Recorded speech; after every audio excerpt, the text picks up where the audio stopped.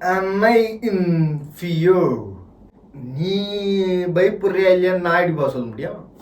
இன்னைக்கு ஸ்பிரிச்சுவல் சைக்காலஜியா நம்மளுடைய பயம் அப்படிங்கிறது எப்படிப்பட்டதுங்கிறத என்னுடைய ஞானத்தினுடைய பார்வையிலிருந்து என்னுடைய குழப்பங்களை உங்ககிட்ட பகிர்ந்துக்க போறேன். So still I am explaining my confusions in this world and society and country and people and குணங்கள்.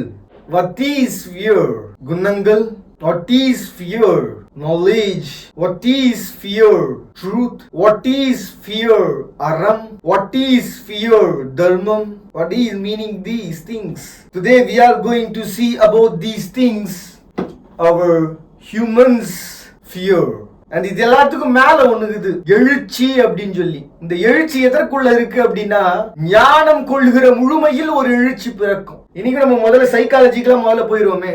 ஒரு தனி மனிதனுடைய பயம்ங்கிறது எங்க ஸ்டார்ட் ஆகுது? என் வாழ்க்கையில பயம் எங்கப்பா ஸ்டார்ட் ஆச்சு அப்படின்னா வயசாயிருச்சு அப்படின்ற ஒரு பயத்தை சுத்தி இருக்கிறவங்க ஏற்படுத்தும் பொழுது உருவானது. என்னப்பா அவனுக்கு 33 வயசு ஆயிடுச்சு, 33.7 மாசம் ஆயிடுச்சு, இன்னும் நீ ஒரு சரியான ஜாபுக்கு போல, சரியான வேலைக்கு போல, ஒரு கல்யாணம் பண்ணல, புள்ள குட்டியை பெத்துக்கல அப்படின்னு சுத்தி இருக்கிறவங்க உனக்கு வயசாயிடுச்சுன்னு சொல்லும் பொழுது ஒரு பயம்ன்றது. இதுதான் பாத்தீங்கன்னா இந்த ஃப்ரெண்ட்ஷிப்னு நம்ம சொல்லிக்கலாம். எப்பவுமே நண்பர்கள்ன்றவங்க நம்மள பயம்புறுத்துறவங்களாம். That is true.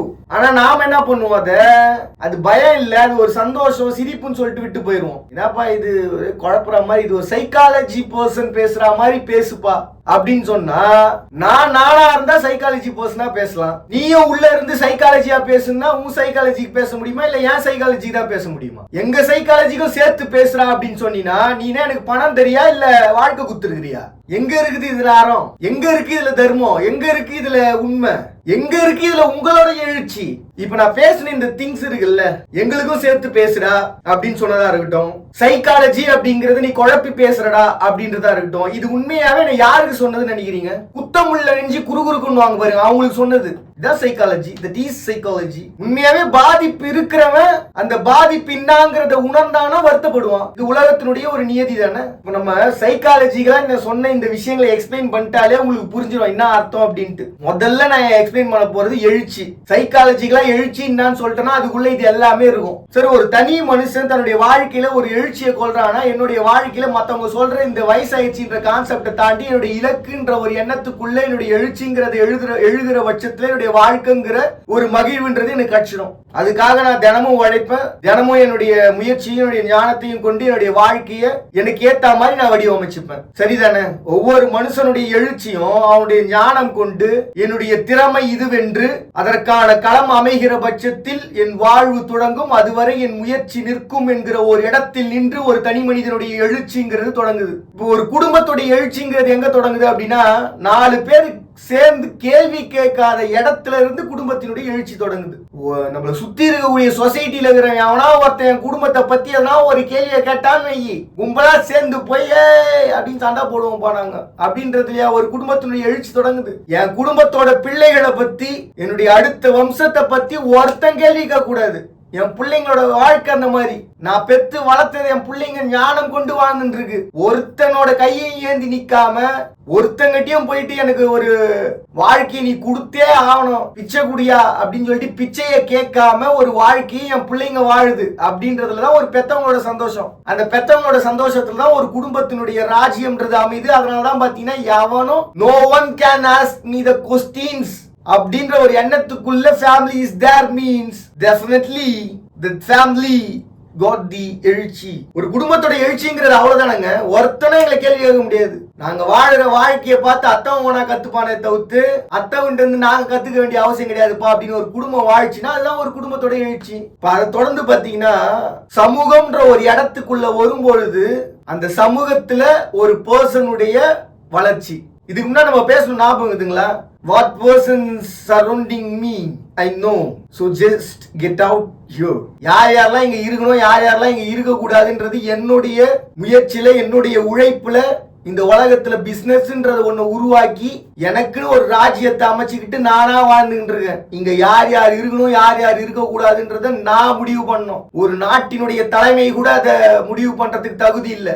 என் தகுதியை கொண்டுதான் நாட்டினுடைய தலைமை கிட்ட பர்மிஷன் வாங்கி இதெல்லாம் பண்ணிக்கிறேன். அப்ப எந்த காரணமும் இல்லாம ஒரு நாட்டினுடைய தலைமை என்ன போப்பா அப்படின்னா போயிடுவேன். நானு வந்த நீ வேணா போப்பா அப்படின்னு ஒரு எழுச்சி கொண்டு கௌரவம் கொண்டு நிற்கிற ஒரு இடம் அது. அந்த கௌரவத்தை யார் கொடுக்கறதுன்னு நினைக்கிறீங்க? அவங்க வாழ்ந்த வாழ்வியல்ல ஒரு உழைப்பு தரக்கூடிய, உண்மை தரக்கூடிய, அறம் தரக்கூடிய, தர்மம் தரக்கூடிய, ஞானம் கொடுக்கக்கூடிய ஒரு வல்லமை. என்னப்பா இது ஒரு ஃபேமிலின்னு பேசும்போது ஒரு உண்மை, தர்மம் இதெல்லாம் பேசல, ஞானம் இதெல்லாம் பேசல. ஆனா ஒரு சமூகம்னு பேசும்பொழுது, ஒரு தனி மனிதன் பேசும்பொழுது அவனுக்குள்ள அந்த ஞானமும் தர்மமும் அறமும் உண்மையும் இருந்தாதான் அவன் சிந்தம் கொண்ட வாழ்க்கையில அவனுடைய செயல்பாட்டால உலகம் பார்க்க வியக்கிற ஒரு பர்சனா வாழ முடியும். ஒரு குடும்பத்துக்குள்ள இதெல்லாம் இருந்தாதான் மத்தவன் கேள்வி கேட்க முடியாத ஒரு வாழ்க்கைக்குள்ள அவங்க வாழ முடியும். குடும்பத்துக்குள்ள அந்த கலப்பு இருக்கும், சின்ன சின்ன பிரிவினைகள் இருக்கும், சின்ன சின்ன பேதங்கள் இருக்கும். ஆனா பாசம் கொண்டு அந்த இடத்த குடும்பம்னு நிறுத்துவாங்க. என் பிள்ளையில ஒண்ணு பிடிக்குது, இன்னொன்னு 3 நல்லா படிச்சு நல்லா ஞானம் கொண்ட ஒரு வாழ்க்கையை வாழ்ந்து நிக்குது.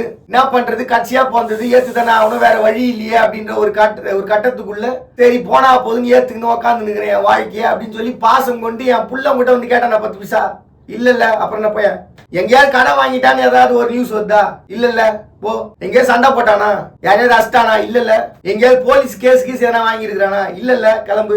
அவ்வளவுதான் ஒரு குடும்பத்துடைய ஒரு கௌரவம். வேற என்ன ஆகுது? அப்ப இந்த இடத்துல பேசாத ஒரு விஷயத்த ஒரு சொசைட்டில இருக்கக்கூடிய ஒரு பிசினஸ்ல என் வாழ்க்கைன்னு நின்று ஜெயிக்கிற ஒரு இடத்துல பேச வேண்டியதற்கான காரணம்ங்கிறது ஒரு நாட்டினுடைய தலைமையால் கூட அசைத்து பார்க்க முடியாத ஒரு இடத்தில் உலகத்தினுடைய பிசினஸ் மேன்ன்றவங்க வாழ்ந்துங்கிறாங்க. நீங்களே என்கிட்ட தான் வரீங்க.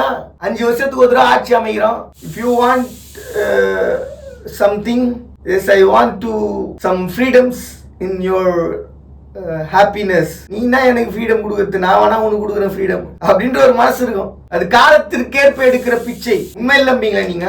எங்க ஒரு நாட்டினுடைய தலைமைக்கு எங்க இருந்து பணம் வரணும்? மக்களினுடைய உழைப்புல இருந்தா, ஒரு தலைமையினுடைய ஞானம் கொண்டு ஆள்கிற ஆட்சியில் இருந்தா, அது எப்படி ஞானம் கொண்டு ஆளுகிற ஆட்சினால் தான் பணம் வரும். பரவாயில்ல, அந்த அளவுக்கு யோசிக்கிற அளவுக்கு புத்திக்குது. அப்ப அவங்க எங்கெங்கெல்லாம் பணம் வாங்குவாங்க? வரின்னு ஒண்ணு வாங்குறாங்க, சரி. அப்புறம் டெவலப்மெண்ட்டுக்குன்னு ஒரு பைசா வேணுமே, அந்த டெவலப்மெண்ட்டுக்கான பைசாவை எங்க வாங்குவாங்க? உலக வங்கின்னு ஒண்ணு இருக்குது. அந்த டெவலப்மெண்ட்டை நான் முழுசா பண்ணிட்டேனா இல்லையா அப்படின்ற கேள்வியை யாரு கேட்பா? அப்ப அந்த தலைமைகளுக்கு மேல ஒரு தலைமை இருக்குது.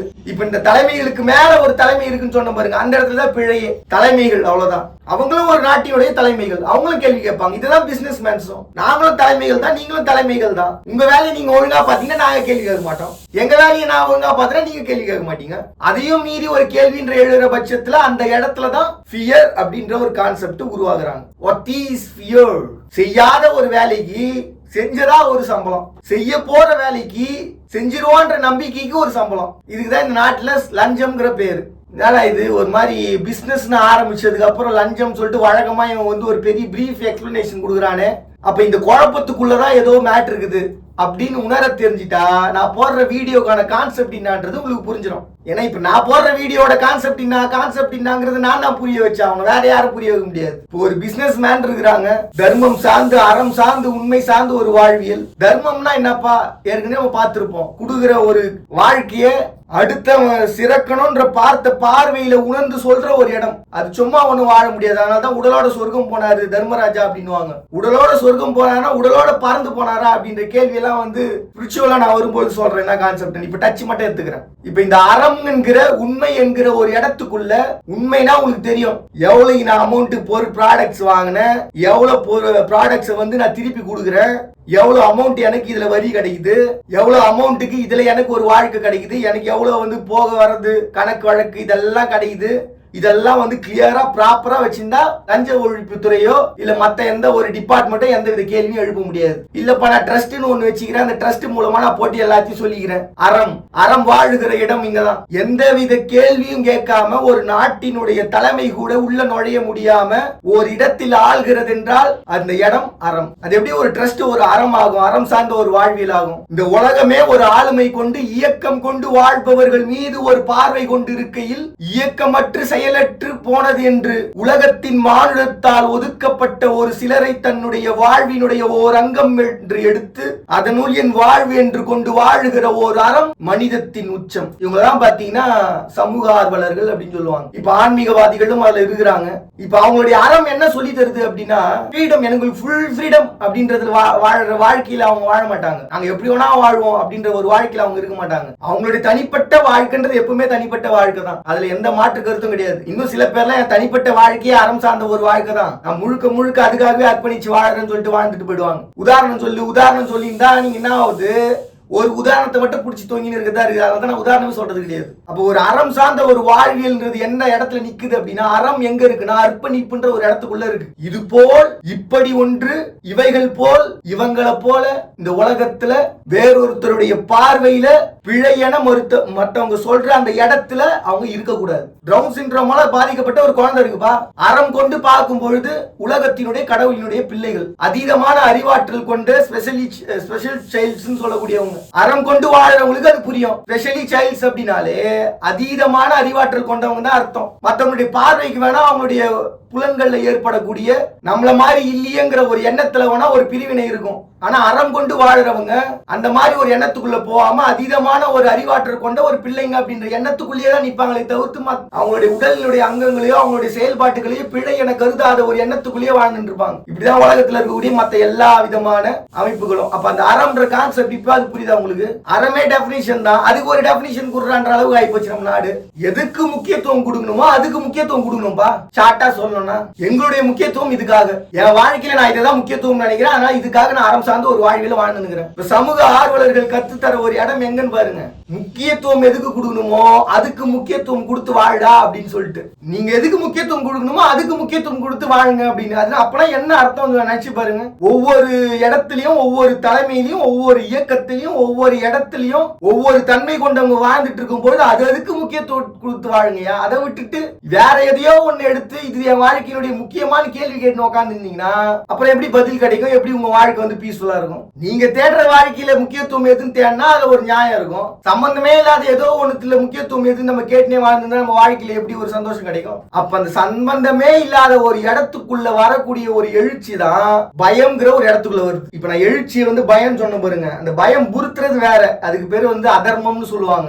அந்த பயத்தை எதிர்கொள்ற இடம் எழுச்சி, இதுதான் இயக்கங்கள்னு சொல்லுவாங்க. சம்பந்தமே இல்லாத இடத்துல ஒருத்த மூக்க நுழைக்கிறான்னு வைங்களேன், அவன் தேவைக்குன்னு ஒண்ணு இல்லாம மூக்க நுழைப்பான். மூக்க நுழைக்கிறது அப்படின்னு மூக்கு அப்படின்னு நினைக்காதீங்க, சுவாசம்னு அர்த்தம். ஒருத்தன் சம்பந்தம் இல்லாத வேற இடத்துல இன்னொருத்தையும் மோப்பம் மூச்சுக்கிறானா அவன் சம்பந்தமே இல்லாத ஒரு விஷயத்துக்கு மோப்பம் மூச்சுக்கிறான்னு அர்த்தம். அவன் சாப்பிடுற சாப்பாட்டுல அவனுடைய சுவாசம் இருந்தா அது ஒரு நியாயம். அவன் இருக்கக்கூடிய இடத்துக்கான ஒரு வாசத்தை அவன் பிடிச்சு வாழ்ந்துருந்தானா அது ஒரு நியாயம். அவன் இருக்கிற இடத்த விட்டு வேற ஒரு இடத்துல என்ன வாசம் வீசுதுன்னு பார்க்க ஆரம்பிச்சிட்டானாலே அதர்மத்தின் ஒரு வழியில தான் அவன் வாழ்க்கையை தொடங்குறான்னு அர்த்தம். அவன் வீட்டுல என்ன ஸ்மெல் வருது பாரு, என்ன சோறு ஆகுனாங்க பாரு அப்படின்னு நம்ம பார்த்துருந்தா அப்படிப்பட்ட ஒரு முட்டாள்தனமான ஒரு வாழ்க்கை நீங்க நினைச்சு பாருங்களேன். அவன் சுவாசத்தை பிடிச்சானா அவன் வாழ்க்கையை வாழலாம், அடுத்தவன் சுவாசத்தை பிடிச்சா எப்படி வாழ முடியும்? இல்லப்பா நாங்களாம் அரக்கர்கள் அப்படிதான் வாழ்வோம். சார் காலம்னு ஒண்ணு இருக்கு சார், இது வந்து நான் ஸ்பிரிச்சுவலா நான் உங்களுக்கு எக்ஸ்பிளைன் பண்றேன். இப்ப டீடைலா இதுல சைக்காலஜிக்கலா சொல்லணும் அப்படின்னா every reaction into the equivalent to opposite reaction. இந்த பிசினஸ் மேன் சொல்றான் பாத்தீங்களா,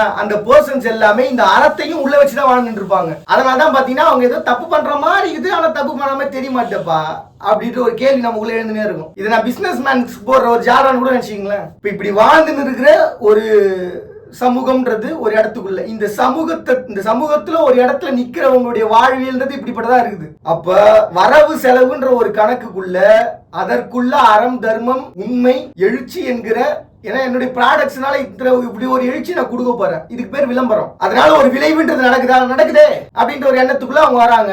அந்த எண்ணத்தை நமக்குள்ளேயே விதைக்கிறாங்க. அதுல அவங்க சக்சஸும் பாக்குறாங்க. So they are the businessmans in the successful person in the world. ஓப்பனா சொல்லணும்னா நம்பகத்தன்மை, நம்ப வைக்கிற இடம். என் products perfect in your human life style. அவ்வளவுதான் முடிஞ்சு. அழுக்காது சார் ஜெட்டி போட்டா, அழுக்கு சேராது சார் ஜெட்டி போட்டா, முடிஞ்சிருச்சு. இப்ப நான் சொன்ன இந்த ஒரு கான்செப்ட், என்னப்பா நல்லா பேசி இந்த இப்படி பேசின்னு இருக்கியப்பா, இது ஒரு நியாயமா? இது ஒரு யூடியூப்ல எல்லாரும் பாக்குற இடத்துல இந்த மாதிரி ஒரு தப்பான விஷயத்த பேசுறியே அப்படின்னு சொல்லிட்டு நீங்க சொல்லவா முடியும்? வர விளம்பரமே சார்ந்துதான் வருது. அப்ப இது கடந்து போகும்போது சமூகம்ன்ற ஒரு இடத்துக்குள்ள நின்று ஆள்பவர்கள் என்பவர்கள் ஒரு கட்டத்துல இருக்கிற பட்சத்துல இன்னொரு பக்கம் ஆளுமை தலைமைன்ற ஒரு இடத்துக்குள்ள, நாட்டினுடைய தலைமைன்ற ஒரு எண்ணத்துக்குள்ள the leaders are why அப்படின்ற ஒரு எழுச்சியான கேள்வின்றது உருவாயிருது. இப்போ இத்தனை வருஷங்களா 2026 வரைக்கும் தலைமை என்பவர்கள் ஆளுபவர்கள் என்ற எண்ணத்துக்குள்ள மட்டும்தான் இந்த உலகம் இருக்கு. எந்தெந்த இடத்துலலாம் வந்து சக மனுஷன், எங்கள்ல ஒருத்தன், அவர் பேரு அமைச்சர், அவர் பேரு முதலமைச்சர், அவர் பேரு ஜனாதிபதி அப்படிங்கிற ஒரு பதவிக்குள்ள வாழ்ந்துருக்காங்கப்பா. இப்ப எப்படி இருக்கீங்க? நல்லா ரெடி பண்ணிட்டு வேலாம், நல்லா போயிருக்குதுப்பா, எங்க ஒரே பிரஷர் ஆகுது, அப்படியா, சரி ஓகே விடுங்க, வீட்டுக்கு வரீங்களா, சாப்பிட்டு போவோம் அப்படின்னு என்னைக்கு சக மானுடம் என்று ஒரு தலைமையிடம் உறவாடுகிற ஒரு நாள் எழுகிறதோ அன்னைக்குதான் ஒரு தலைமையினுடைய முக்கியத்துவம் என்னங்கிறது தலைமை உணர வச்சதா அர்த்தம். அது வரைக்கும் தலைமை பண்புன்றது அங்க இல்லைன்றதான் அர்த்தம். 2026 வரைக்கும் இன்னைக்கு வரைக்கும் எந்த நாட்டுல எங்க அது நடந்திருக்குன்ற நான் நேர்ல பார்க்கலப்பா. நேர்ல பார்த்தவன சொல்றேன். இப்ப மக்களினுடைய ஆளுமைங்கிற ஒரு எண்ணம் இருக்கு தெரியுங்களா, மக்களினுடைய ஞானம்ங்கிற ஒரு விஷயம் இருக்கு தெரியுங்களா, அந்த ஞானம் எங்க? என்னை ஆளுகிறவனுடைய தகுதி இது, என்னை ஆளக்கூடியவனுடைய வாழ்வியல்ல அவன் என்ன வேணா பண்ணிட்டு போட்டான், எனக்கு அதை பத்தி கவலை கிடையாது. என்னை ஆள்றவனுடைய தலைமையினுடைய பண்பு இப்படி இருக்கணும், அதனுடைய விளைவுன்றது இப்படி இருக்கணும்னு ஞானம் கொண்ட மக்கள் உருவாகிற வரைக்கும் எழுச்சியினுடைய தன்மை அப்படிங்கிறது நமக்கு முழுமையா இருக்குதா அப்படின்ற ஒரு கேள்விதான். இப்ப அந்த எழுச்சி யாருப்பா உருவாகிறது, எங்க இருந்து உருவாகணும்? என்ன காமெடி பண்ணுகிற நீ? ஒரு நாட்டினுடைய தலைமைன்னு ஒருத்தவங்க, அந்த நாட்டினுடைய தலைமை அப்படின்ற ஒரு விஷயம் இருக்கும்போது எழுச்சி நான் எங்க போய் உருவாகுவேன்? தனி மனுஷனுடைய ஒரு வாழ்க்கையில நான் தினசரி கூலி வேலை செஞ்சுக்கிறேன்ப்பா. நான் ஒரு நாளைக்கு 500 ரூபாய் 1000 ரூபாய் சம்பாதிச்சா போதும் வாழ்ந்துக்கிறேன். நான் எப்படி ஒரு தலைமையினுடைய பண்பு இப்படி இருக்கணும்னு சொல்லிட்டு யோசிக்க முடியும்? இதுக்காக நான் கொடி பிடிச்சி போராட்டம் பண்ண வாழ்ந்து இருக்க முடியும்? நியாயமான கேள்வி தானே இது. அப்ப தலைமை வேலை செய்யாத போது மக்கள் என்ன பண்ணணும்? வேலை செய்ய வைக்கணும். இதுக்குதான் பாத்தீங்கன்னா ஒரு காலகட்டத்தில் ஸ்ட்ரைக் இதெல்லாம் பண்ணியிருந்தாங்க. இதெல்லாம் என்ன நினைக்கிறீங்க? இந்த ஸ்ட்ரைக் இதெல்லாம் எல்லாமே கண் துடைப்பு தான். அவங்க என்னவோ உண்மையாதான் பாத்தீங்கன்னா தன்னுடைய வாழ்க்கையை அர்ப்பணிச்சு தன்னுடைய உயிரையும் போற அளவுக்கு தேசபந்து மைதானத்துல தமிழ்நாடுன்னு பேர் வச்சு ஒரு உயிர் போச்சு பாருங்க. அந்த மாதிரி தான். உதாரணம் சொல்ல மாட்டேன்ட்டு உதாரணம் சொல்லிட்டானே அப்படின்றீங்களா? அப்ப நான் சொன்னது அப்ப கான்செப்ட்ல உங்க மண்டையில இல்ல. உதாரணம் நான் ஒண்ணு சொன்னாதான் பிரச்சனைன்னு வருது. அப்ப உதாரணம் இல்லாம யோசிங்கன்னு சொல்லிட்டு தான் இதை சொல்றேன். அப்புறம் தமிழ்நாடுன்ற ஒருத்தர் உதாரணம் சொல்லிட்டா அப்படின்னா இது உங்களுடைய கௌரவம் எடுத்துக்கிட்டா, இல்ல உங்களுடைய ஆசிரியத்தனத்தினுடைய உச்சம் என எடுத்துக்கிட்டா? கேள்வி கேட்டே பழகிட்டோம்பா, அதனால பதில் யோசிச்சு பழகம் இல்லப்பா அப்படின்னு எடுத்துக்குவா. எங்க ஒரு நாட்டினுடைய தலைமை எப்படி இருக்கணும் அப்படின்னு நான் சொல்லிதான் ஒரு நாட்டினுடைய தலைமை இருக்கணும் அப்படின்னா நான் ஒரு இயக்கத்தினுடைய தலைமையா இருக்க விரும்பல. என் நாட்டு மக்கள் எல்லாரும் அப்படின்னு பேச ஆரம்பிச்சாலே பிரச்சனை தான். நம்ம நாட்டு மக்கள் எல்லாம் எல்லாருக்கும் தேவையானது போய் சேருதா? சிம்பிளா சொல்லிடுறேன் சார். ஒரு நாட்டினுடைய தலைமை என்னுடைய பார்வையில கடைநிலை ஊழியன் வரைக்கும் நான் எழுதிய நான் வரைந்த என்னுடைய திட்டங்கள் கடைநிலையில் இருக்கக்கூடிய மூளை முடுக்கில் இருக்கக்கூடிய ஒரு பர்சனுக்கு கொண்டு போய் சேர்ந்ததுன்னு என்னைக்கு முழுமை பெறுதோ அன்னைக்கு நாட்டினுடைய தலைமை சிறந்த ஒண்ணுன்னு அர்த்தம். நடுவில் லஞ்சம் ஊழல் இதெல்லாம் வாங்கி நான் பச்சிக்கினாங்க, என்ன பண்றதுனே தெரியலப்பா அப்படின்னு எனக்கு வந்து அப்படி பண்றாங்க இப்படி பண்றாங்க, என்ன ஒரு தலைமையாவே இருக்க உள்ள அப்படின்னு சொல்லிட்டு சொல்லி இருந்தோம்னா கட்சி வரைக்கும் சொல்லிட்டே இருக்க வேண்டியதுதான். தேவையான மனுஷனுக்கு தேவையான நேரத்துல தேவையான உதவிகளை கொண்டு போய் சேர்க்கிற அளவுக்கு தகுதியான தலைமை இருந்தா அவன் மக்களுக்கான தலைவன். அவ்வளவுதான் விஷயம். சரி, இப்ப நாட்டோட தலைமை முடிச்சிட்டோம், உலகத்தினுடைய தலைமைன்னு ஒண்ணு வரணும்ல. இப்ப இதெல்லாம் நான் ஏன் இப்போ அப்படின்னு ஆரம்பிச்சுட்டு ஏன் இதெல்லாம் சொல்லுகிறேன்னா இதெல்லாம் தான் ஃபியர். இப்ப நான் இந்த கேட்ட கேள்விய ஒரு 1,00,000 பேர் ஒரு மில்லியன் மக்கள் இருக்கிற இடத்துல நான் கேட்டேன்னா என்ன ஆகும்? கேட்கிற தலைமைகள் அத்தனை பேருக்கும் பயம் எழுமா எழாதா? நியூஸ் ஆகுமா ஆகாதா? இதான் ஃபியர். ஃபியரான்னு கேட்டு நீ ஏன் மற்றவங்களுக்கு பயம் புத்தினுரு அப்படின்ற ஒரு கேள்வி வர கட்சியா வர ஸ்பிரிச்சுவல் சைக்காலஜி வெப்மேப் தானே. இது இந்த மாதிரியான ஒரு எழுச்சியான ஒரு வார்த்தைகளை போட்டா இதனால ஒரு பயம் வருமா வராதா? அதனால 10 பேர் 20 பேர் பார்த்துனுக்கிற யூடியூப் சேனல்ல ஓடுனுக்குதுன்ற ஒரு மனசாறுதல் போட்டுனுக்கிறேன். என்னுடைய பயம் இதுதான். இப்ப நான் சொன்ன இதெல்லாம் தான் என்னுடைய பயம். இப்படிதான் இந்த நாட்டினுடைய தலைமைகள், நாட்டினுடைய பிசினஸோ இல்ல நாட்டினுடைய ஒரு தனிப்பட்ட மனுஷனோ ஒரு குடும்பமோ இருக்கா அப்படின்ற என்னுடைய குழப்பத்துல எழுந்த பயங்கள். அப்படி வச்சுக்கோங்களேன். இப்ப உலகத்தினுடைய பயம் என்னது? ஃபியூச்சர்ல என்ன சார் ஆக போகுது? அங்கங்க எல்லையில புறா கூண்டு கட்டுங்கிற மாதிரி ஒரு விலங்கினங்களை வந்து சுத்தி ஒரு கவர் பண்ணி பாதுகாத்து வச்சுக்கிற மாதிரி, என் பிள்ளைங்களுக்கு என்ன ஆயிடுமோ அப்படின்னு பயந்து நிக்கிற ஒரு தாய் தந்தை மாதிரி எல்லைகள்ல ராணுவ வீரர்களை நிப்பாட்டி அதுல ஒரு பாதுகாப்பை தேடிக்கிட்டு இருக்க உலக நாடுகளினுடைய பயம் யாரு? தீவிரவாதி எங்க இருக்கிறான்? நாட்டுக்குள்ளதான் இருக்கிறான். அப்போ தீவிரவாதி முதற்கொண்டு நாட்டுக்குள்ளதான் இருக்கிறானா? அப்புறம் நாட்டை சுத்தி எதுக்கு ஆர்மி, நாட்டுக்குள்ளதான் ஆர்மி இருக்கணும். இதெல்லாம் விதண்டாவாதம்பா. அப்படி எல்லாம் பேசப்படாது சார். சுத்தம் செய்ய வேண்டிய இடங்களை விட்டுட்டு சுத்தமா இருக்கிற ஒரு இடத்துல ஒரு பாதுகாப்பு, அதை அப்படி பார்க்க கூடாது தம்பி. அங்க அசுத்தம் ஆயிடக்கூடாது என்பதற்காக தான் நாங்க அசுத்தமாக கூடாதுன்னு நாங்க ஒரு வலையமைப்பு உருவாக்கி வச்சிருக்கிறோம். சந்தோஷம். அப்ப அவங்களோட பயம் எப்படிப்பட்டதா இருக்கு பாருங்க. நாட்டுக்குள்ள இருக்கிற பிரச்சனையை என்னால தீர்த்த முடியும். ஒரு நாட்டுல இருந்து வேற நாட்டுக்கு, இல்ல வேற நாட்டுல இருந்து என் நாட்டுக்கு எழக்கூடிய பிரச்சனையை நான் எப்படி தீர்க்கிறது? ஒரு உண்மையை போட்டு உடச்சிடுறேங்க. ஒரு நாட்டுக்கு ஒரு பிரச்சனை உருவாகுதுன்னா வாழ்வியலால மட்டும்தான் உருவாகும். ஒவ்வொரு நாடும் காப்பது எதை? வாழ்வியலையா, கலாச்சாரத்தையா, ஞானத்தையா? சரி, மூளையை திருடுறாங்கன்னு ஒரு கான்செப்ட் வருது இல்ல? அந்த மூளையை திருடுறதுனா என்ன அர்த்தம் நினைக்கிறீங்க? அவங்களால அந்த நாட்டுக்கு எதனா ஒரு பாதிப்பு வந்து ஒரு பெரிய கலாச்சார மாற்றம் உருவாயிடுமோன்ற பயம் தான் மூளையை திருடுறதுன்னு அர்த்தம். அவங்களை செயல்பட விடாம, இயங்க விடாம நிறுத்துறதுக்கு பேர் தான் மூளையினுடைய திருட்டு. மூளையை திருடுறது, ஞானத்தை திருடுறது அப்படின்னா அவங்க நாலேஜ் எடுக்கிறது இல்லையா? உலகத்துல இவ்வளவு பேர் இருக்கும்போது, என் நாட்டுல ஆள் இருக்கும்போது நான் அத்தவங்களுடைய ஞானத்தை திருடியா வாழ போறேன்? நியாயம் தானே? அப்ப ஞானத்தினுடைய திருட்டு அப்படிங்கிறது அந்த ஞானத்தை செயல்பட விடாம செய்யறதுக்கு பேர் தான் ஞானத்தின் திருட்டுன்னு அர்த்தம். இப்ப நாடுகளினுடைய பயம்ன்றது எங்க உருவாகுது பாருங்க. ஒரு நாட்டினுடைய கலாச்சாரம், எங்களுடைய வாழ்வியல், எங்களுடைய வரலாற்றில்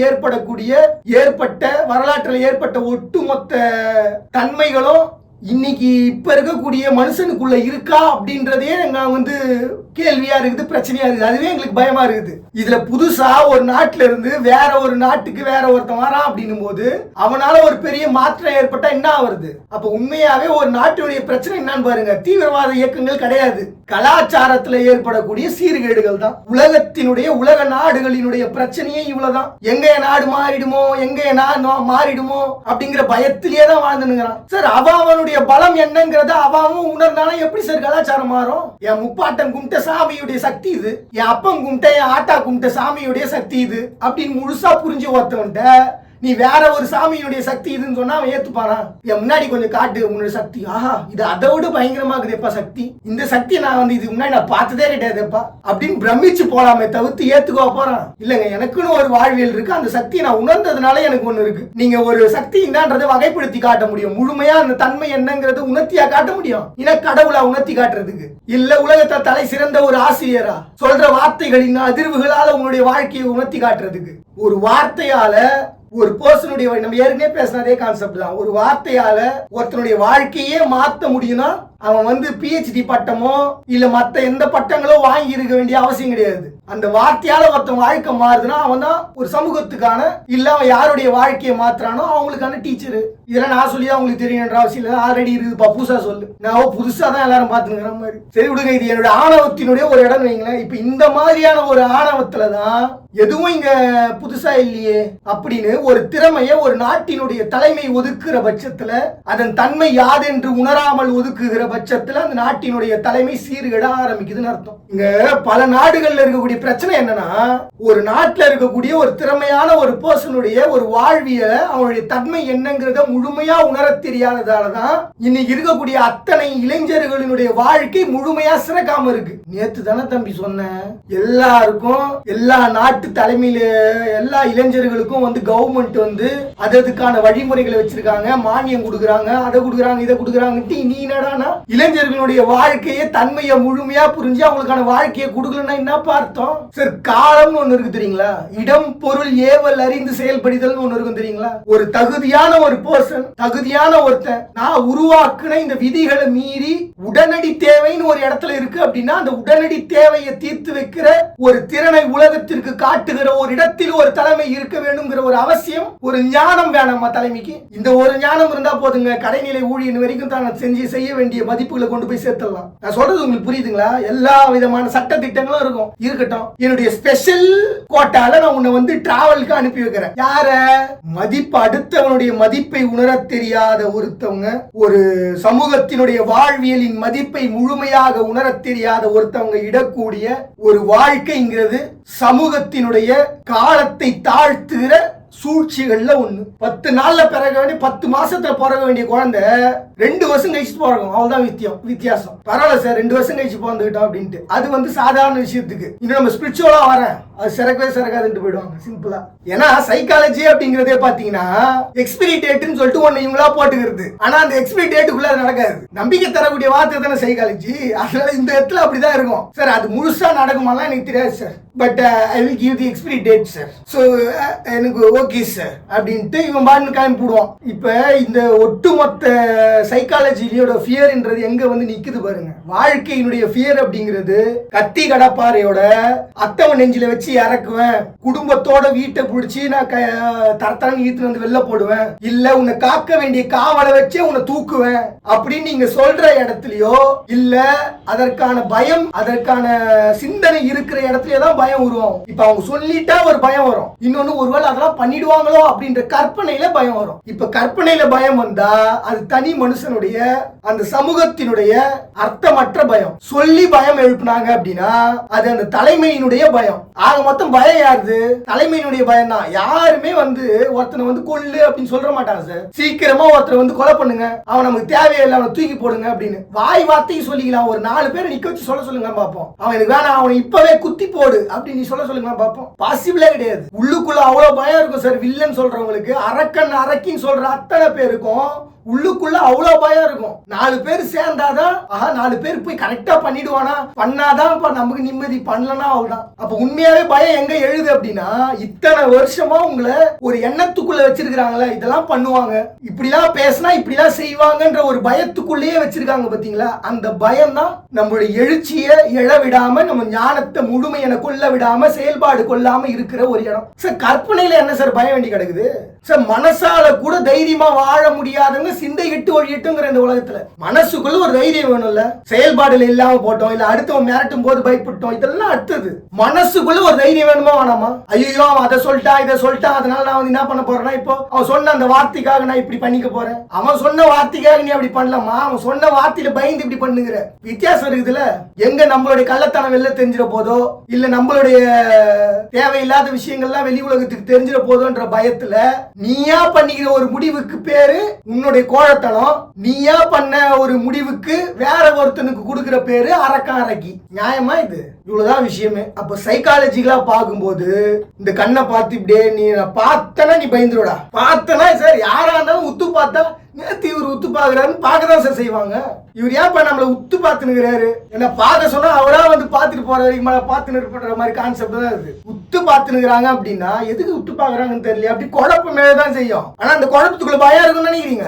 கேள்வியா நீங்க கேட்டுட்டீங்க, அத்த நொடியில அந்த பயம் உங்களுக்கு வந்துடும். கேள்வி கேட்க தெரியாம அதை இப்படியே பார்த்துன்னு இருந்தா என்ன அர்த்தம்? அப்ப உண்மையாவே பாருங்க, இந்த உலகத்துல யாரு பயப்படுறானா நமக்கு செய்ய வேண்டிய வேலையை செய்ய தெரியாதவன் தான் பயப்படுறான். அப்ப நம்மளுடைய ஃபியர்ன்றது எந்த இடத்துக்குள்ள வந்து நிக்குது பாருங்க. சைக்காலஜிக்கலா நமக்கு செய்ய வேண்டிய முழுமையான ஒரு செயலை செய்ய தெரியாதவங்களுக்கு எழக்கூடிய பயத்தை கற்பனை என நாம் கொள்ளும் இடத்தில் பயம் உண்டாகிறது. இவ்வளவுதான் மேட்ரு. இப்ப ஸ்பிரிச்சுவலா வரும். இப்ப நடுவுல ஒரு இடத்துல நிறுத்துற ஞாபகம் இருக்குங்களா? தர்மம்னா என்ன? உடலோட சொர்க்கத்துக்கு போனாரா தர்மராஜா அப்படின்ற ஒரு கான்செப்ட். இதை சொன்ன உடனே மறுபடியும் உங்களுக்கு நான் இதுக்கு முன்னாடி வீடியோவை தயவு செஞ்சு போய் பார்த்துட்டு வந்துருங்க. ஸ்பிரிச்சுவலா நான் எப்படி எக்ஸ்பிளைன் பண்ணுகிறேன்னு. இந்த மதம் அந்த மதம் சொல்லிட்டு சொல்லல, எல்லா மதத்திலயும் ஏதோ ஒண்ணு இருக்குன்னு சொல்லினுங்கிறேன். அத ஒண்ணு அவங்க மதத்தை சார்ந்தவங்க அவங்க உணர்ந்து என் வாழ்வியல்ல நீ சொன்ன இந்த இடத்துல அது இல்ல, நீ இந்த வார்த்தையை இங்க பிரயோகப்படுத்திட்ட, நீ சொன்ன மாதிரி அவங்க வாழ்வியல் இல்ல, அதை விட சிறப்பான ஒரு வாழ்வியல் இருக்குன்னா நீ எங்கிட்ட சொல்லாதீங்க, உங்க மதத்தை சார்ந்தவங்களுக்கு சொல்லிடுங்க. ஏன்னா எனக்கு அது தேவையில்லைல்ல. தேவைன்னா நீங்க நேர்லயே வந்து சொல்லலாம், இல்ல கால் பண்ணி சொல்லலாம், என்ன வேணா பண்ணிக்கலாம். இப்ப உடலோட சொர்க்கத்துக்கு போனாரா தர்மராஜா அப்படின்னா ஸ்பிரிச்சுவலினுடைய உச்சகட்டமான ஒரு இடம் எங்க வந்து நிக்குதுன்னா தர்மம்ங்கிற ஒரு இடத்துல.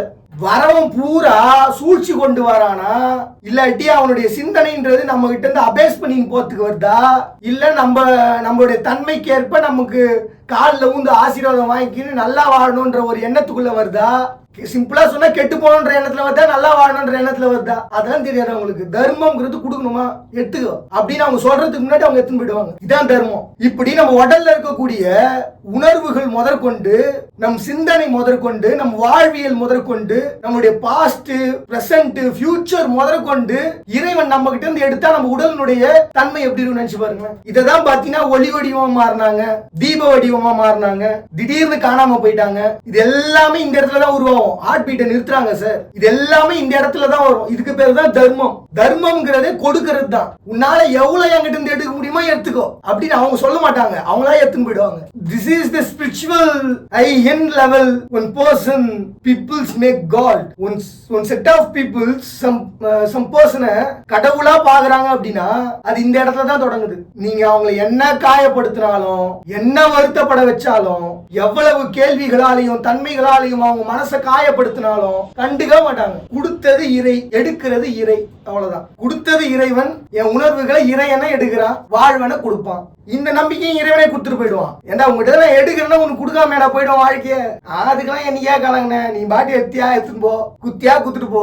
வருவதும் போவதும் யாருங்க அறிவா? இறைவன் ஒருவன் மட்டுமே அறிவான்ற ஒரு அதீதமான ஒரு ஆற்றலினுடைய இடம். இது அடையிறதுக்கு தான் நம்ம ஏற்கனவே அந்த வீடியோ சொல்லியிருந்தேன். அமைதியா இருக்கணும், சிந்தனைகள் ஒட்டு மொத்தமா சுழியம் என்ற ஒரு இடத்துக்குள்ள வந்து நம்முடைய ஒட்டுமொத்த சிந்தனையும் மற்ற நிற்கிற ஒரு சமயத்துல உலகத்தினுடைய சீவன்கள் கொண்டு, சீவன்கள் அப்படின்னா இந்த ஆட்டம்ஸ் இருக்குது பாருங்க, அந்த ஆட்டம்ஸ் உள்ள இருக்கக்கூடிய கலவைகள் முதற்கொண்டு சீவன் தான். அந்த சீவன்கள் கொண்டு ஞானங்கள் நமக்கு போதிக்கும் நம்முடைய வாழ்வியல் என்னன்ட்டு. ஒரு பிண்டத்தால, ஒரு ஞானத்தால அவங்களுடைய வாழ்வினுடைய முழுமையும் யாதென்று உணர்த்தி செல்கிற தன்மை உலகத்தில் இருக்கக்கூடிய நிலம், தீ, நீர், வழி, விசும்பு என்கிற அதனுள் கலந்து இருக்கக்கூடிய கலப்புகளின் அணுக்களின் ஞானங்கள் உணர்த்தி சொல்ல நம்ம வாழ்க்கை என்னன்ட்டு. இவ்வளவுதான் ஸ்பிரிச்சுவலினுடைய ஞானமே. என்னப்பா இவ்வளத்தையும் சொல்லிட்டு இவ்வளவுதான் இவ்வளவு இருக்கு சார் அதுல. இப்ப என்ன நீ நான் இவன் சொன்னதுனால இவ்வளவுன்னு சொல்லிட்டாங்க அப்படி ஏன்டா இவ்வளவுன்னு சொன்ன அப்படின்ற ஒரு இடத்துல நீங்க கோவப்பட போறீங்களா? வருது. அப்ப நிலம், தீ, நீர், வழி, விசும்புல இருக்கக்கூடிய ஒரு ஆட்டமுடைய ஒரு முழுமையான சிந்தனை யார் என்று உணர்ந்தவர்களா நீங்க? அப்ப கோவப்படலாமா? உங்க கடவுளுடைய உச்சம் என்னங்கிறத நீங்க உணர்ந்துட்டு கோவப்பட்டா ஒரு நியாயம் இருக்குது. உங்க கடவுள் அடைஞ்ச உடலோட சொர்க்கம் போன யமதர்மராஜா, தர்மராஜா, இல்ல ஒளி வடிவமா மாறினவங்க, இவங்களெல்லாம் நான் உணர்ந்துட்டு வந்தேன்ப்பா அப்படின்னு சொல்லிட்டு நீங்க என்கிட்ட வந்து நேர்ல சண்டை, நீங்க அந்த மாதிரி வந்துட்டாலே நேர்ல தான் வந்து சண்டை போடுவீங்க. அப்படி உணராத பட்சத்துலதான் அறகுறையுமா இந்த மாதிரி சண்டை போட்டுக்கிறது. அப்ப நடுவுல யார் பிரச்சனை பண்றான்னு கேட்டீங்கன்னா, இவன் இந்த மாதிரி சொல்லிட்டான் பாரு, இதுக்கு எதனா ஒண்ணு பண்ணண்டான்னு எவன் சொல்றானோ அந்த இடத்துலதான் உங்களுடைய மதத்தின் மீதும் உங்களுடைய நம்பிக்கையின் மீதும் உங்களுக்கு பயம் உருவாகும். ஸ்பிரிச்சுவலை பொறுத்த வரைக்கும் பயம் எங்க தெரியுமா உருவாகும்? உங்களுடைய நம்பிக்கையை ஒருத்தன் கேள்வி கேட்கும் போது, என் குழந்தைங்க என்கிட்ட கேள்வி கேட்கும் போது அப்படின்னும் போதுதான் உலகத்தினுடைய உச்சம் ஞானங்கள் அத்தனையும் பயப்படும். நான் உணர்ந்த ஒரு வாழ்க்கைய இவனுக்கு உணர்த்தணும் அப்படின்னா அது எப்படி முடியும்? நான் ஒரு கடவுள் ஆயிடுவேனே, நான் ஒரு கடவுளுடைய ரெப்ரசன்டேட்டிவ் தான், அதோட நிறுத்திக்கிறேன்டா. எனக்கு தெரிஞ்சதை நான் சொல்றேன், தயவு செஞ்சு உனக்கு புரியுதோ புரியலையோ அப்படியே கேட்டுன்னு அப்படியே போயிடு, இல்ல அந்த கடவுளே கேட்டுக்கோ. உண்மைதானே? ஸ்பிரிச்சுவல் ரொம்ப சிம்பிள். அந்த இடத்துக்குள்ள வந்து நிறுத்திடலாம். தான் உணர்ந்த ஒன்னை உணர்த்தி சொல்லுகிற பட்சத்தில் கடவுள் என பார்த்து விடுவான். நான் உணர்ந்த ஒன்னை, நான் உணர்ந்த ஒன்றை அவன் உணர சொல்லணும் அப்படின்னா முழுமையா என்னால விளக்கவும் முடியாதுன்ற ஒரு இடத்துக்குள்ள பயம்ன்றது உருவாகிட்டே இருக்கும். இல்ல நான் உணர்த்தியே காட்டுவேன் அப்படின்னா சில சித்துக்களை காட்டலாம் சார். மிஞ்சி போனா ஒரு 2 அடி மேல எழும்புற மாதிரி காட்டலாம். உன்னால முடியுமா? நான் சித்தம் கொண்ட வாழ்க்கை அது கிடையாது. நான் ஒரு இயல்பான வாழ்வின் ஞானி. நான் சித்தம் கொண்ட என்னுடைய இலக்கை என் வாழ்க்கையில அடைய முடியும் அப்படிங்கிற ஒரு இயல்பான ஞானி. அந்த சித்தம் கொண்ட அந்த வாழ்வுக்கு எவ்வளவு பிரஷர் வந்தாலும் சரி, என்ன பிரச்சனை வந்து எனக்கு உலகம் கேள்வியா கேட்டாலும் சரி, உலகத்தால கேள்வியை தவிர வேற எதுவும் கேட்க முடியாதுங்க. எங்கோ ஒருத்தனை வந்து பதவி கொண்ட ஒருத்தர் வந்து அடிச்சு சாவடிக்கு போறாரு, அவன் எங்க அவனே தெரியாது எனக்கு. அவன் போய் நான் எதுக்கிட்ட போயிட்டு அவ்வளவுதான் விஷயம். அப்ப என் மேல வந்து ஒரு கோபம் கொள்றதுக்கு ஒரு ஆள் இல்ல. அப்படி கோபம் கொண்டா கேள்வி எழுப்புறதுக்கு நேர்ல ஆள் இல்ல. சோ எனக்கு பிரச்சனையே இல்ல. உலகத்தினுடைய இயல்பான வாழ்வின் ஞானினா எந்த விதத்திலும் கிடையாது. லவ் இருக்கிறதுல வாழ்க்கையினுடைய ஒரு பகுதி அப்படின்னு பார்த்தோம்னா லவ் தான். இருக்கத்திலே பெரிய ஃபியர். அது நான் ஏன்டா ஸ்பிரிச்சுவல்ல வந்து சொல்றேன் அப்படின்னா, நீங்க சைக்காலஜியா நின்னு சொன்னீங்கன்னா புலம்பலாயிடும். ஸ்பிரிச்சுவலா நின்னு சொன்னா அது புரியாத ஒண்ணா மாறிடும். அதனால நான் சொல்றது புரியாத ஒண்ணாவே உங்களுக்கு இருக்கட்டும். ஏன்னா நான் லவ்ன்ற ஒரு கான்செப்டை எந்த பொண்ணு கூட கை கோர்த்து இது வரைக்கும் நடந்தது கிடையாது. இதுக்கு மேல நான் நடப்பனான்னு எனக்கு தெரியல. காதல் கொண்டு ஒரு கரம் கோத்து இறுக்கி அனைத்து ஒரு வாழ்க்கையில ஏற்படக்கூடிய ஒரு பயம்ங்கிறது வாழ்வினுடைய ஒரு திருப்பு முனையினுடைய இயக்கம். சார் நீங்க சும்மா கட்டி அணைக்கிறீங்க அப்படின்னு சும்மா கட்டி அணைக்க முடியாது சார். தவம் மாதிரி இருக்கும் அந்த சமயத்துல. உச்ச உடனே தவம் மாதிரி ஒரு வாழ்க்கைப்பா, எந்த சிந்தனையும் இல்லடா அப்படின்னு எண்ணம் போலாம். ஐயோ இவளை கட்டிட்டோமே, இவ மட்டும் தான் கட்டின்னு வாழ போறோமா, இல்ல இவளோட சேர்த்து வேற யாரையா கட்டின்னு வாழ போறோமா, இல்ல இவளை நான் எப்படி நான் பாத்துக்கணுமா, இவன் நம்மள பாத்துப்பாளா, நான் இவளை பாத்துக்கிற அளவுக்கு எனக்கு தகுதி இருக்குதா, இல்ல இவ என்னைய பாத்துக்கிற அளவுக்கு தகுதி இருக்குதா, இவ்வளவு சிந்தனைகளுக்கு பிறகு கட்டி அணைக்கிற ஒரு இடம் இன்னைக்கு எங்கன்னு தான் தெரியல சார். நான் அப்படி ஹக் பண்ணி இந்த கண்ணத்துல ஓரமா இப்படி முத்தா குத்துக்கிறது, இதெல்லாம் எல்லாரும் பண்றது சார். உலகத்துல வளர்ந்த நாகரிகம்னு சொல்லக்கூடியவங்க சக மானுடம் என பேசி சக மானுடம் என பிரிகிற ஒரு இடத்துல எல்லா இடத்துலயும் இருக்கிற ஒண்ணுதான் இது. இது நான் இங்க இருக்கிற ஒரு பொண்ணுகிட்டயும் பண்ணிடுவேன். Hug, hi hug, knock hi hug, what is mean hug, அதே அழுத்தம்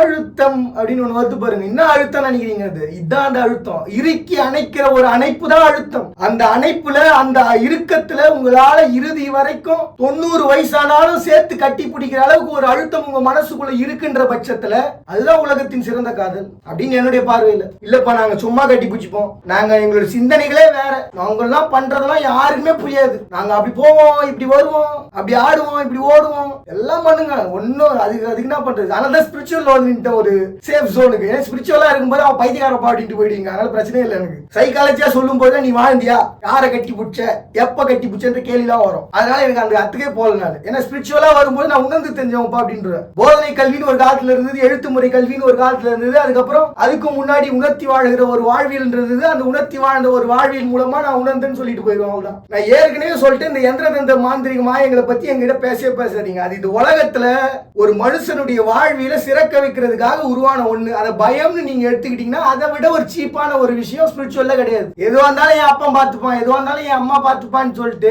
கடவுள் மேல பாரத்தை போட்டு சிம்பிளா மூவ் பண்ணிட்டு போயிடும். அவ்வளவுதான். ஒண்ணும் பண்ண முடியாது சார் அவங்களால. பிழைன்னு எழுந்தா மட்டும்தான் பிரச்சனை. அந்த பிழைன்றது நம்ம கற்பனை தான். இங்கேயும் பாதிப்பு ஏதோ ஆயிடுமோ, இந்த மாதிரியான ஒரு காதல்ல எழக்கூடிய ஒரு பாதிப்புன்றது வாழ்க்கையினுடைய ஒரு இடம் தான். சரி இப்போ நான் ஃபியூச்சர் எல்லாம் ஃபுல்லா யோசிச்சு முடிச்சுதான் என் புடிச்சவளை நான் கட்டி பிடிக்கணுமா அப்படின்னு கேட்டா கண்டிப்பா கிடையாது. கட்டி பிடிச்ச அந்த தருணத்துல நமக்கு பயம் எழுமான்னு கேட்டீங்கன்னா இதய துடிப்பு என எழும். டமால் லிமில்னு ஒரு துடிப்பு ஒண்ணு அடிக்குது தெரியுங்களா? இதுக்கு பேர் தான் உணர்ந்து படிக்கிறதுன்னு சொல்லுவாங்க. உங்களுடைய காலகட்டத்துக்கு ஏற்ற மாதிரியே சொல்லணும், நம்மள இந்த காலகட்டத்துக்கு ஏற்ற மாதிரியே சொல்லணும் அப்படின்னா பிடிச்ச ஒரு பெண்ணை அரவணைக்கும் பொழுது ஹார்ட் பீட் துடிக்கும் சார். டமால் டமால் அடிக்கும். ஏன் அது துடிக்குதுன்னு நினைக்கிறீங்க? டே நல்லா யோசிச்சு எடுத்த முடிவாடா இது, நல்லா யோசிச்சுதான் எத்தியா இந்த முடிவை அப்படின்னு உங்களை அறியாம உங்களுக்கு உள்ளுக்குள்ள இருக்கக்கூடிய உணர்வு எழுப்புகிற ஒரு இடம் அது. அது எழுப்புனதுக்கு அப்புறமா இன்னான்னு புரியாம சுத்தி நின்றீங்கன்னா ஒண்ணும் பண்ண முடியாது. ஸ்பிரிச்சுவல்ல நெற்றிக்கண் பொறி தட்டுதுன்னு சொல்லுவாங்க. நெற்றிக்கண் பொறி தட்டுனா யோசிக்கணும்னு அர்த்தம். உன்னுடைய ஆன்ம பலத்தை வச்சு யாரோ உன்னை சீன்றாங்கன்னு அர்த்தம். எனக்கு நெற்றிக்கெல்லாம் ஓபன் பண்ண தெரியாதுங்க, நம்ம ரொம்ப இயல்பான ஒரு ஆளுங்க அப்படின்னா ஹார்ட் பீட் சொல்லலாம், துடிப்பா சொல்லலாம், அவ்வளவுதான் மேட்ரு. சரி இப்போ ஒருவேளை இந்த நெற்றிக்கண்ணை நான் அழிச்சிட்டேன் சார், இந்த இதய துடிப்பு என்னங்கிறத உணர்றத மறந்துட்டேன் சார். அந்த சமயத்துல எனக்கு தோணல, இன்னும் நல்லா பண்ணணும் தோணுச்சா எல்லாத்தையும் பண்ணி முடிச்சிட்டேன். ஹார்ட் பீட்டு நல்லா வேகமா துச்சுது, என்ன ஆச்சுன்னு தெரியல, எல்லாம் முடிஞ்சுது, ஏக்கமும் தீந்துச்சு, வந்துட்டேன் சார். அதுக்கப்புறம் தான் வாழ்க்கையுடைய குழப்பங்கள்ன்றது தொடங்கும். நீ யாரு, என்னைய தட்டி கழிக்கிற அளவுக்கு உன்னுடைய ஆன்ம பலம் என்ன அப்படிங்கிற சிந்தனைய யார் உங்களை சீன்னாங்களோ அவங்களுக்கு எழுப்ப ஆரம்பிச்சிடும். இந்த வந்த மாந்திரிக மாயங்கள்லாம் திரும்பி ரிட்டர்ன் ஆகுதுன்னு சொல்லுவாங்க பாருங்க. அதாவது நம்மளுடைய ஆன்ம பலம் அதிகமா இருக்கிற பட்சத்துல ஒருத்தராலையும் சீண்ட முடியாது. நம்மளுடைய சிந்தனை என்ன பண்ணுனா நம்மள குழம்பி தெளிய வச்சு ஒரு இடத்துக்குள்ள நிறுத்திடும். இப்போ ஸ்பிரிச்சுவலினுடைய பயம் எங்க வந்து நிக்குதுன்னா குழம்பி தெளிகிற ஒரு இடத்துல, குழப்பம் விளைகிற ஒரு இடத்துல தான் ஸ்பிரிச்சுவலினுடைய பயம்ன்றது வந்து நிக்குது. அப்ப இந்த இடத்துல எங்க வந்து நின்னுச்சு? ஸ்பிரிச்சுவலாவும் சைக்காலஜிக்கலாவும் ஸ்பிரிச்சுவலா குழப்பம்ன்ற ஒரு இடத்துக்குள்ள வந்து நின்னுச்சு. சைக்காலஜி அப்படின்னு சொல்லுகிற பட்சத்துல இந்த உலகத்தினுடைய எழுச்சிகள் அப்படின்ற ஒரு இடத்துக்குள்ள நான் செய்ய வேண்டிய நாம தான் செய்யறோமா அப்படின்ற ஒரு கேள்வியை மக்களினுடைய மனசுல எழுப்புற ஒரு இடத்துக்குள்ள, மக்கள் எழுப்புகிற ஒரு இடத்துக்குள்ள அந்த பயம்ன்றது வந்து நிக்குது. இப்ப ஸ்பிரிச்சுவல் சைக்காலஜியா ஃபியூச்சர்ல எந்த இடத்துல வந்து இந்த மாற்றங்கள்ன்றது நிகழ போகுது? பயம். அப்ப ஸ்பிரிச்சுவல் சைக்காலஜியா நம்ம எந்த இடத்துல வந்து ஃபியூச்சர்ன்றது இருக்க போகுது அப்படின்னு சொல்லிட்டு பார்த்தோம்னா சைக்காலஜிக்கலாவும் சரி ஸ்பிரிச்சுவலாவும் சரி பயம் அப்படிங்கிறது எந்த இடத்துக்குள்ள வந்து நிக்குது அப்படின்னா நம்மளுடைய கற்பனையால நம்ம வாழ்க்கைன்றது தடப்பட்டு போச்சோ, நம்மளுடைய கற்பனையால நம்மளுடைய வாழ்க்கைன்றத நம்மளுடைய எண்ணத்தால நம்மளுடைய செயலால அடுத்தவங்களை பயம்புறுத்திட முடியுமோ அப்படின்ற ஒரு இடத்துக்குள்ள இருந்த அந்த குழப்பங்களால மட்டும்தான் பயம்ன்றது உருவாவதே தவிர்த்து என் வாழ்க்கை இது, என்னுடைய தெளிவு இதுன்னு சொல்லிட்டு வாழற ஒருத்தவங்களுக்கு பயம்ன்ற ஒரு கான்செப்டை உருவாக்கவே முடியாது. அப்ப தெளிவுன்றது நம்மளுடைய ஞானத்துக்குள்ள இருக்கு. உண்மைதானே? இப்ப இந்த ஒட்டுமொத்த உலகத்தினுடைய எதிர்கால மாற்றம்ன்றது எந்த இடத்துக்குள்ள வந்து நிக்கும் அப்படின்னு பாத்தீங்கன்னா, என்னுடைய தனிப்பட்ட ஒரு வாழ்க்கையில என் வாழ்க்கை, என்னுடைய குழப்பம், எனக்குள்ள என்னுடைய பாவ புண்ணியம் என்கிட்ட. சோ எவனும் என்னை மிரட்ட வேண்டிய அவசியம் இல்லை. சோ இதுவரை தலைமைகள் ஆண்ட ஒரு இடத்தில் மக்களினுடைய ஆளுமை என்ற ஒரு எண்ணத்துக்குள்ள இந்த உலகம் நிற்கும். இப்ப எதிர்காலத்துல இந்த ஸ்பிரிச்சுவல் சைக்காலஜியா அவங்களுடைய ஒட்டுமொத்த வாழ்வியலினுடைய ஒரு மாற்றம்ன்றது எந்த இடத்துக்குள்ள வந்து நிக்க போகுது அப்படின்னா, ஏற்கனவே சொன்ன அந்த டைம் போர்ட்டர் இந்த கான்செப்ட்லாம் ஒரு பக்கம். அப்போ ஃபியர் அப்படின்றது எந்த இடத்துக்குள்ள வந்து நிக்க போகுது அப்படின்னா, எழுச்சி கொண்ட மானுடம் கேள்வி கேட்கும் ஒரு இடத்துக்குள்ள நிக்க போகுது. அப்போ மானுடம்ன்றவங்க மனம் கொண்ட ஒரு போர் மூலமா இந்த ஒட்டுமொத்த உலகத்தினுடைய ஆளுமையை தன்னுடைய கட்டுப்பாட்டுக்குள்ள தன்னுடைய வாழ்க்கையினுடைய வசந்தத்துக்குள்ள கொண்டு வந்து நிறுத்த போறாங்க. சோ கண்ணை காட்டுறது, இந்த ஆளுங்களை வந்து கத்தி காப்பெல்லாம் கொண்டு வந்து சண்டை போடுறேன்னு சொல்றது, இந்த கான்செப்ட் எல்லாம் ஒரு தனி மனிதனுடைய ஒரு பார்வையில் கூட மட்டுப்படுத்தப்படும். ஏன்னா இப்ப இருக்கிற ஒரு கான்செப்ட்ல அவங்களுடைய ஆளுமைகளை இந்த உலகத்துல சரியா தான் பண்ணிக்கிட்டு இருக்கான்றதுக்கு ஒரே உதாரணம் தேர்ட் வேர்ல்டு வார உருவாக்குறது தான். ஏன்னா இல்லாட்டி இப்ப எப்பயோ உருவாக்கி இருக்கலாம். என்னப்பா இது ஏற்கனவே 196 நாடா பிரிஞ்சிச்சு, இதுல என் ஆளுமைன்றது குட்டியா இருக்கு, சின்னதா இருக்கு அப்படின்ற பட்சத்துல நான் பெருசாக்கிக்கணும் அப்படின்னு நினைக்கிற ஒருத்தவங்க இந்த ஒட்டுமொத்த உலகத்தையும் சுருக்கி உருவாக்கிட மாட்டாங்களா? சோ ஸ்பிரிச்சுவலா பார்த்தா இந்த ஒட்டுமொத்த உலகமும் 18 ராஜ்யங்களா பிரிய போகுது. 18 ஞானங்கள் கொண்ட, என்னப்பா இது எதுவும் 18 சித்தர்களை வச்சு சொல்றியா நீ? அப்படியே கிடையாது. இந்த உலகத்துல இருக்கக்கூடிய ஆண்டு முடித்த உலகத்தினுடைய 5 விதமான நாகரிகங்கள் என்றும், அதுல இந்த உலகத்துல இருக்கக்கூடிய டிராவல் சொல்லிட்டு ஒண்ணு பண்ணாங்க பாருங்க. இந்த நாகரிகங்கள் இதுல பைப்பீலியம் சொல்லிட்டு ஒண்ணு உணர்ந்து ஒரு வசீகர தோற்றங்களை உருவாக்குறாங்க பாருங்க. அவங்க இயற்கையினுடைய ஆற்றலை உள்ளுக்குள்ள உணர்ந்தவங்க, உலகத்தினுடைய எதிர்காலங்களை முழுமையா கணிச்சு அதற்கான எழுச்சிகளை தன் வசம் உள்ள கொண்டு இருக்கக்கூடியவங்க ஒரு ராஜ்யம்னு. இதுல இன்னும் கொஞ்சம் அடுத்தடுத்து போன டீட்டெயிலா போனோம் அப்படின்னா, நம்ம வாழ்ந்து மறைந்தவங்க அப்படின்னு சொல்லிட்டு ஒருத்தவங்க சொல்லுவோம் தெரியுங்களா, அவங்க எல்லாம் மீண்டு எழுவாங்க. இறந்து போனவங்கன்னு சொல்லிட்டு நம்ம சொல்றோம் தெரியுங்களா, முன்னோர்கள் அப்படின்ட்டு, அவங்க எல்லாம் ஒரு ராஜ்யமா மீண்டு எழுவாங்க. சிறந்த ஞானம் கொண்டவங்க மீண்டு எழுவாங்க. இப்படி இந்த உலகத்துல 18 விதமான ராஜ்யங்கள்ன்றது உருவாக போகுது. ப்ரொஃபசர்ஸ் முதற்கொண்டு, ஆசிரியர்கள் முதற்கொண்டு, யார் யாருக்கெல்லாம் நீங்க மதிப்பளிக்கலையோ, யாரெல்லாம் வந்து உங்களுடைய வாழ்க்கைக்காக மற்றவங்களுடைய வாழ்க்கையை கெடுத்தீங்களோ, அவங்க எல்லாருமே பரிணாமத்தினுடைய உச்சகட்டமா நின்று அந்த உச்சகட்டத்தினுடைய ஒரு தொடர்ச்சியா முழு மனுஷனா மாற போறோம். ஏன்னா நம்ம இதுவரைக்கும் மனித தன்மை இழந்ததுனாலதான் இவ்வளவு பெரிய பாதிப்புன்றது உருவாச்சு. இதுவரைக்கும் நம்ம கடந்து வந்த பாதையில மனிதத்தை இழந்தோமா அப்படின்னு சொல்லி ஒரு கேள்வியை நம்ம வச்சோம்னா, இன்னும் நம்ம முழுசனா மனுஷனா மாறலன்னு அர்த்தம். சோ முழுசா மனுஷனா மாறி மனித தன்மையை முழுமையா கொண்டு எதிர்காலம்ன்ற ஒரு வாழ்க்கையை நம்ம உருவாக்க போறோம். நிச்சயமா அது உருவாகும். எந்த விதமான மாற்று கருத்தும் கிடையாது. யாரெல்லாம் அடுத்தவன் வாழ்க்கையில தான் என் வாழ்க்கை நினைச்சு வாழ்ந்தானோ அத்தனை பேரும் சிந்தை கட்டு ஒழிய போறான்.